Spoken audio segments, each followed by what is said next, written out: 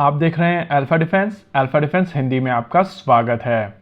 भारतीय वायुसेना की तरफ से एक रिक्वेस्ट फॉर इंफॉर्मेशन रिलीज की गई है, जिसके हिसाब से वो अल्ट्रा हेवी कैटेगरी के हेलीकॉप्टर्स को आने वाले समय में डैम्प लीज पर लेना चाहते हैं। आइए समझते हैं इस रिक्वायरमेंट को और ये भी जानने की कोशिश करते हैं कि कौन सा हेलीकॉप्टर यहाँ पर फिट बैठता है। हालांकि इस अपडेट को समझने से पहले आपको लीज के तरीके को भी समझना बहुत जरूरी है। आमतौर पर लीज को दो तरीके से क्लासिफाई किया जाता है। एक ड्राई लीज, जहां पर लीज पर चीजों को देने वाली कंपनी केवल एयरक्राफ्ट आपको देती है और उसका मेंटेनेंस, सर्विस, क्रू वो सब आपका खर्चा होता है।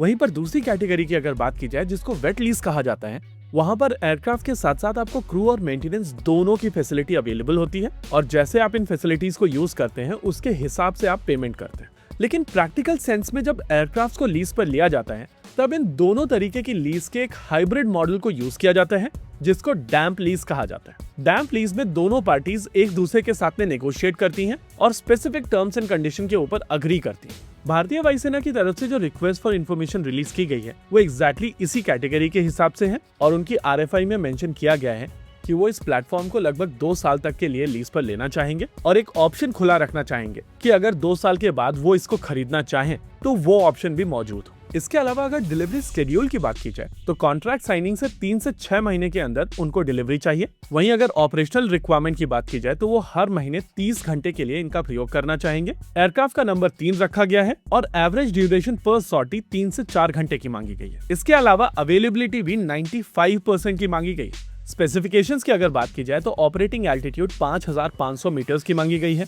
Maximum cruise speed 230 kilometre per hour की मांगी गई है। मैक्सिमम स्पीड 250 किलोमीटर की मांगी गई है। वहीं पर मैक्सिमम पेलोड, जी हाँ, ये बहुत इंपॉर्टेंट क्राइटेरिया है, जिसको 20,000 किलोग्राम का रखा गया है। ये बात सच है कि जब ये आरएफआई स्टेज से आरएफपी स्टेज पर पहुंचेगा तो यहाँ पर कुछ चेंजेस होंगे और चांसेस हैं कि ये पेलोड कैपेसिटी कम की जाए। लेकिन आज की तारीख में जो नंबर्स दिए गए हैं उसके हिसाब से केवल वर्ल्ड में एक ही हेलीकॉप्टर है जो इस रिक्वायरमेंट को पूर्ण कर सकता है। इस एक हेलीकॉप्टर की अगर बात की जाए तो ये रशियन मिल Mi-26 हेलीकॉप्टर है, जो पहले भारतीय वायुसेना ऑपरेट करती थी और इस समय भारतीय वायुसेना के ये हेलीकॉप्टर्स मॉथ बॉल करके रखे गए। अगर इस हेलीकॉप्टर के वजन की बात करें तो ये कम से कम 50,000 किलोग्राम का हेलीकॉप्टर है और इसकी ग्रेविटी समझने के लिए अगर आप इसको तेजस के साथ में कंपेयर करें तो तराजू के दूसरी तरफ आपको 3.5 तेजस रखने पड़ेंगे ताकि बैलेंस बराबर हो।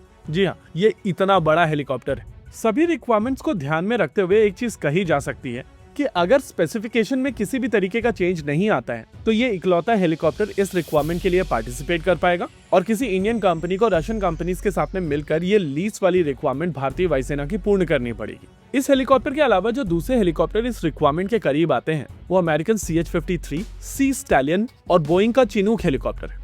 अब अगर इनकी वजन कैरी करने की कैपेसिटी की बात की जाए तो Mi-26 लगभग 20,000 किलोग्राम का वजन उठा सकता है। वहीं पर सी स्टैलियन की अगर बात की जाए तो ये 16,000 किलोग्राम तक का वजन उठा सकता है। इसके अलावा अगर आप चिनूक की बात करें तो वो 12,000 किलोग्राम तक का वजन उठा सकता है और केवल इसी क्राइटेरिया के बेसिस पर कहा जा सकता है कि यहाँ पर केवल Mi-26 ही फिट बैठता है। अच्छा, बहुत सारे लोगों की तरफ से यहाँ पर कहा जाएगा कि जब भारतीय वायुसेना ऑलरेडी इन हेलीकॉप्टर्स को ऑपरेट करती थी तो उन्हीं हेलीकॉप्टर्स को वापस से अपग्रेड करके क्यों यूज यहाँ पर नहीं किया जा रहा है। रियलिटी यह है कि इन हेलीकॉप्टर्स को भारत में कोई भी कंपनी मेंटेन नहीं करती है और रशिया के माध्यम से इनको भारत में अपग्रेड करना और फिर कंटिन्यूअसली मेंटेन करना एक बहुत कॉस्टली अफेयर है। भारतीय वायुसेना अपने एसेट्स को पूरी तरीके से यूटिलाइज करने के लिए जानी जाती है और हिस्टोरिकली हम लोगों ने देखा है कि वो अपने एसेट्स को उस लेवल तक ऑपरेट करते हैं जब तक उसकी वैलिड लाइफ खत्म नहीं हो जाती। Mi-26 प्लेटफॉर्म इकलौता ऐसा प्लेटफॉर्म है जिसको भारतीय वायुसेना अपने फुलेस्ट पोटेंशियल पर यूज नहीं कर पाई है और उसके पीछे कारण है इनको मेंटेन करने का कॉस्ट। ये हेलीकॉप्टर बहुत कॉस्टली अफेयर है।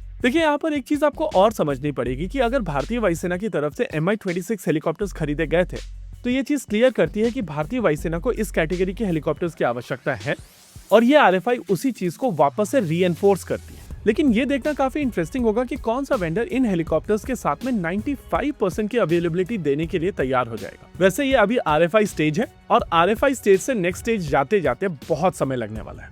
इसी के साथ आज के इस वीडियो में रखते हैं केवल इतना ही। वीडियो को अंत तक देखने के लिए धन्यवाद। देखते रहिए अल्फा डिफेंस। जय हिंद।